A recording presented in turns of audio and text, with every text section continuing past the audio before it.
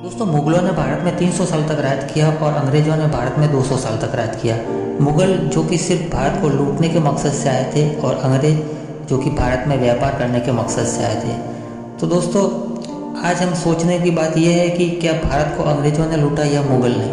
तो चलिए शुरू करते हैं। दोस्तों, अंग्रेज भारत को लूट गए, बचपन से आज तक हम यही सुनते आ रहे हैं और आज भी बहुत सारे लोगों के मुंह से सुनने को मिल सकता है। पर क्या आप जानते हैं भारत को हकीकत में किसने लूटा? चलिए आज हम आपको इसकी सच्चाई को पूरे सिलसिलेवार तरीके से बताते हैं। नमस्कार दोस्तों, मेरा नाम सुमिर राव है। चलिए शुरू करते हैं आज का सफ़र एक और नए फैक्ट के साथ। धन लूटने के मकसद से शुरुआत में अरब के लुटेरे मोहम्मद बिन कासिम, मोहम्मद गजनी इस प्रकार से अलग अलग 300 साल तक देश पर आक्रमण किया। मुगल वंश की नींव 1526 ईस्वी में पानीपत के प्रथम युद्ध के बाद बाबर ने रखी थी। दोस्तों, मुगलों ने 1526 से लेकर 1857 तक भारत को लूटा, लगभग 300 साल से भी अधिक। इस बीच अफगान के लुटेरों ने भी मध्य भारत तक आक्रमण किया और भरपूर लूटा। दोस्तों, अंग्रेज भारत में सर्वप्रथम व्यापार के मकसद से आए थे। 1502 ईस्वी में पुर्तगाल के द्वारा ईस्ट इंडिया कंपनी की नींव रखी गई। इस कंपनी के शुरू होते ही कई व्यापारी भारत की ओर आकर्षित हुए। व्यापार तेजी से बढ़ता गया। पुर्तगाल के बाद दूसरी कंपनी भी भारत आई और वह थी ईस्ट इंडिया कंपनी, जो कि नीदरलैंड से आई थी और यह मछलीपट्टनम पर अपना दबदबा जमाने के बाद सूरत और नागापट्टनम में भी अपना व्यापार जमाया और कई राज्यों में फैल गई। सन 1605 में जब डच लोगों का व्यापार फल फूल रहा था, तभी सूरत के बंदरगाह से एंट्री होती है ब्रिटिश कंपनी की, जो सूरत पहुंचकर उन्हें लगा कि यहाँ तो चांदी ही चांदी है। दिन प्रतिदिन पुर्तगाली और डच अपना व्यापार बढ़ा रहे। ऐसे में उन्हें भी भारत के साथ व्यापारिक संबंध स्थापित करने की कड़ी जरूरत थी। साल 1608 में सबसे पहले सूरत में जागीर से बात करी और कंपनी खोलने के बारे में जागीर से प्रस्ताव ठुकरा दिया। पर बाद में 1609 में जागीर विलियम्स हैकिंस की बातों में आकर सूरत में कारखाना बनाने के लिए राजी हो गए, जो 1613 में फिर दूसरा कारखाना सूरत में खोला गया।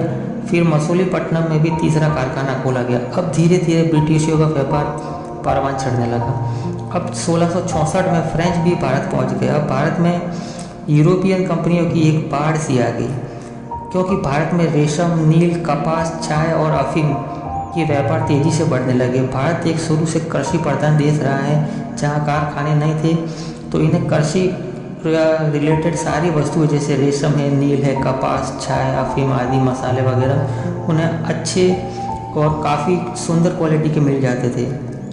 अब तक अंग्रेजों का मकसद सिर्फ भारत में व्यापार करने का था, पर उन्होंने देखा कि भारत जाति और धर्म के नाम पर कई प्रांतों में बढ़ चुका है, तो इस पर हुकूमत करना आसान है।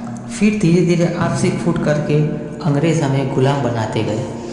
दोस्तों, अंग्रेजों ने सबसे पहले हमारी शिक्षा नीति को बर्बाद किया। उन्हें पता था कि भारत के शास्त्रों में ऐसी महान बातें लिखी हुई है जो हम भारतीयों को कभी बहका नहीं सकते। तो उन्होंने सबसे पहले हमें विचलित करने के लिए हमारी शिक्षा प्रणाली को तोड़ मरोड़ किया और हमारे शास्त्रों में कई चीज़ों को तोड़ मरोड़ करके लिखा गया। अंग्रेज चूँकि पढ़ाई में काफ़ी तेज़ थे और हम जो कि एक लकीर के फ़कीर थे, जो किसी ने बोल दिया उसी बात के पीछे हम पड़ जाते थे।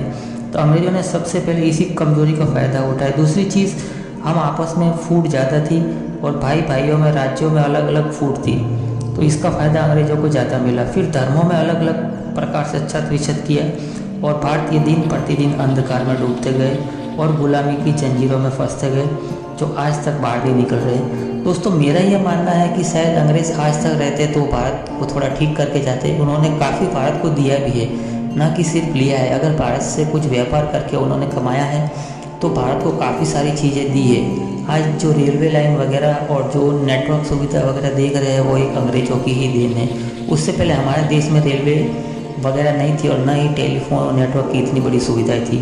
बिजली वगैरह भी जो सुचारू रूप से जो डायग्राम बनाया गया वो भी एक अंग्रेज़ों का दिया हुआ है। जरूर दोस्तों, अंग्रेज़ों ने संविधान में बहुत छेड़छाड़ किया है, क्योंकि संविधान अंग्रेज़ों का द्वारा बनाया गया था, जहाँ किसी भी व्यक्ति को सज़ा देने में या उस व्यक्ति का जुर्म साबित करने में कई 20-25 साल तक लग जाते हैं, क्योंकि संविधान को उन्होंने शुरू से ही लचीला बनाया था ताकि वह इसका फ़ायदा उठा सके। और आज भी हमारा संविधान इसी प्रकार से छत विछत पड़ा है।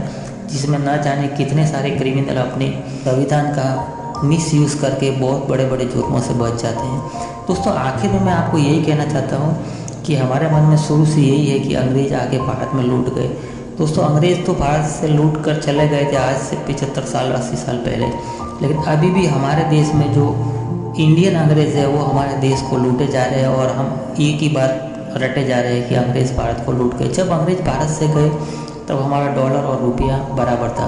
डॉलर का जितना वैल्यू था उतना रुपये का भी वैल्यू था, और आज हमारा रुपया कहाँ है और डॉलर कहाँ है। उन्होंने तो यहाँ से जाने के बाद भी अपनी प्रगति कर ली, लेकिन हमें जाति और धर्म और शिक्षा के नाम पर ऐसा बांट दिया कि हम आज तक इस चीज़ से उभर नहीं पाए हैं। दोस्तों आज फिर धीरे धीरे अंग्रेज़ भी भारत के कल्चर को अपनाने लगे हैं और हमारे महान ग्रंथों को पढ़ने लगे हैं। तो दोस्तों हमें भी बहुत ज़रूरत है इन सब चीज़ों में पढ़ने की और हमारे ग्रंथ और शिक्षा नीति को सुधारने की। दोस्तों आजकल कई स्कूल और कॉलेज में लड़कियां आकर अपने प्रिंसिपल से शिकायत करती है कि सर हमारी बस को अलग कर दीजिए, हमारी क्लास के लड़के उतरते समय हमारे साथ छेड़छाड़ी करते हैं। दोस्तों रिक्शा में अपने मोहल्ले के 2 लड़कों को बैठा देखकर उसी मोहल्ले की एक लड़की रिक्शा से नीचे उतर जाती है, क्योंकि वह अपने मोहल्ले के लड़कों के साथ अपने आप को असुरक्षित समझती है।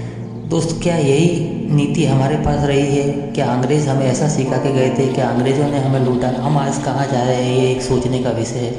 दोस्तों कई बार मैं ऐसा सोचता हूँ कि अंग्रेज़ों के टाइम में क्या था और हमारे टाइम में क्या है। दोस्तों अंग्रेज़ों के टाइम में अगर 2 खेतों के बीच में अगर एक पेड़ भी खड़ा है तो उसको कौन काटेगा और कौन ले जाएगा उसका निर्णय राजा करेगा, ये सोचकर उस पेड़ को कोई टच भी नहीं करते थे। आज एक खेत के बीच में खड़े पेड़ के लिए भी 2 भाई आपस में झगड़ जाते हैं और खून के प्यासे हो जाते हैं।